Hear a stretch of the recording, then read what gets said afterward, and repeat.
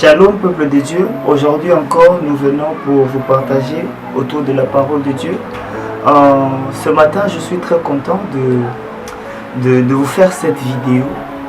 Mon but c'est de booster la vie de prière d'une personne et de pousser quelqu'un dans la présence de Dieu. Aujourd'hui je vais vous partager les 3 choses très importantes à combattre dans votre vie. 3 choses à vaincre pour une vie de prière puissante. C'est ça mon thème. 3 choses à vaincre pour une vie de prière puissante. Alors, je suis en train de parler de ces choses, ce sont des expériences. Je suis en train de vous partager les expériences pour booster votre vie de prière et pour vous amener loin dans la prière. Ce que je vous partage aujourd'hui, je l'ai tiré d'un conseil. Un jour, on était en train de parler avec mon père spirituel. On était là en réunion, il était en train de nous parler. Il nous a prodigué 3 conseils. Pour moi, c'était le conseil de vie. Il parlait, pour moi, ça entrait et ça restait. Je me disais, ça, ce sont les clés de la vie de prière puissante. Ce sont des choses qui peuvent m'amener très loin dans la prière. Alors, aujourd'hui, j'aimerais les partager avec toi. J'aimerais que tu le suives et que tu le pratiques. Et je sais qu'au travers de cela, Dieu va te faire du bien. Alors, première chose à vaincre pour une vie de prière puissante. Il faut vaincre le sommeil. Bien-aimés frères et sœurs, les hommes de prière sont des personnes qui ont vaincu le sommeil. Parce que la nuit, on se bat avec le corps. On se bat avec son corps. On a sommeil. Mais si tu n'arrives pas à vaincre le sommeil, tu n'auras pas une vie de prière forte et profonde. Bien-aimés, lorsqu'on lit l'histoire de Jésus, la Bible dit que Jésus priait. Parfois, il priait toute la nuit. Pourquoi? Jésus savait que la mission, la journée était grande. Alors, Jésus devait prier la nuit. Bien-aimés frères et sœurs, si tu veux impacter, si tu veux vivre une vie d'impact, il faut savoir vaincre le sommeil. Parfois, tu viens dans la présence de Dieu, tu pries, mais tu as sommeil. Tu sens que ton corps te réclame le sommeil, mais tu es paralysé sur ta chaise. Tu cherches Dieu. Parfois tu te lèves, tu danses la nuit parce que tu refuses le sommeil. Tu dis, pour moi cette nuit, c'est une occasion de rencontrer Dieu. Si tu veux expérimenter Dieu, bien-aimé, arrive à vaincre le sommeil. Arrive à triompher sur le sommeil. Certes, c'est pas facile, c'est le combat de tous les jours. Mais bats-toi. Même dans une semaine, tu fais tes veillées. Tu fais même 2 jours de veillées où tu es en train de vaincre le sommeil. Toute la nuit, tu pries. Tu cherches Dieu la nuit. Et regarde les résultats que tu vivras la journée. Oh, parfois moi dans ma vie chrétienne, ça arrive des moments où tu n'as pas envie de dormir. Tu n'as pas sommeil, tu pries tellement.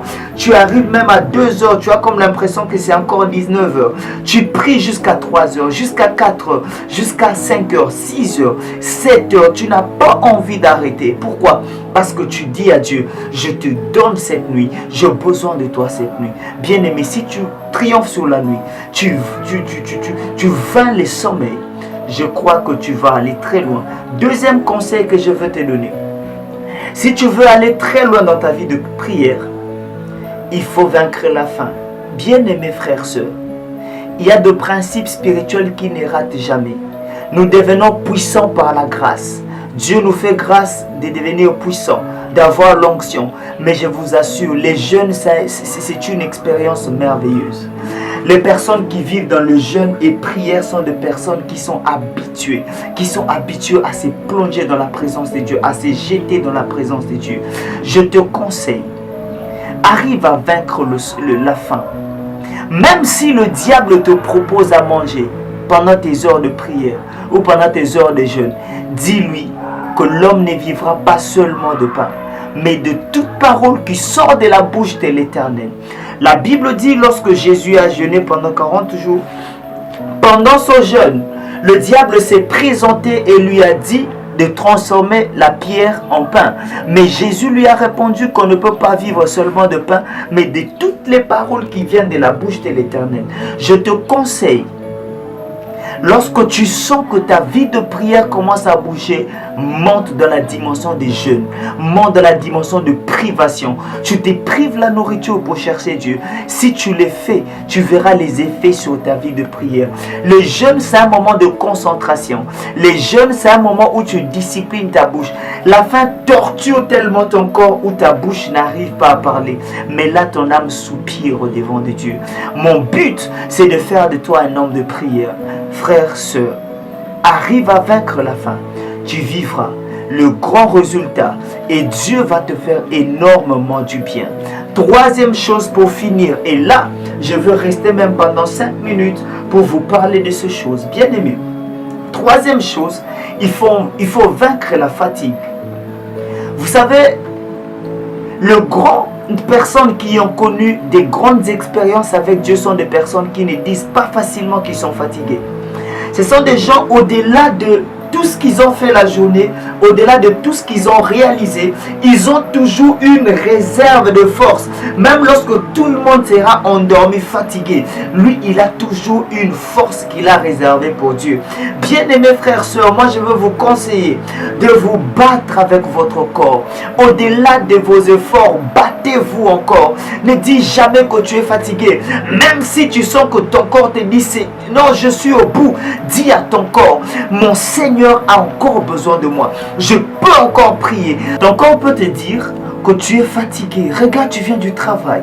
Regarde, tu as beaucoup travaillé la journée. Ou soit de la journée, tu étais à l'évangélisation. Tu faisais ceci. Est-ce que tu ne peux pas te reposer? Bien-aimé, n'obéis pas toujours à ton corps. Même si tu es fatigué, trouve le temps d'être dans la présence de Dieu. Triomphe sur la fatigue. Jésus pouvait marcher toute la journée, faire des miracles, faire des kilomètres, mais arrivé la nuit, Jésus avait le temps pour prier.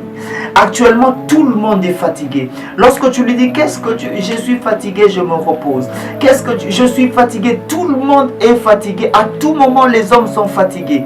Alors, ce que je veux nous conseiller, c'est de garder ça à l'esprit.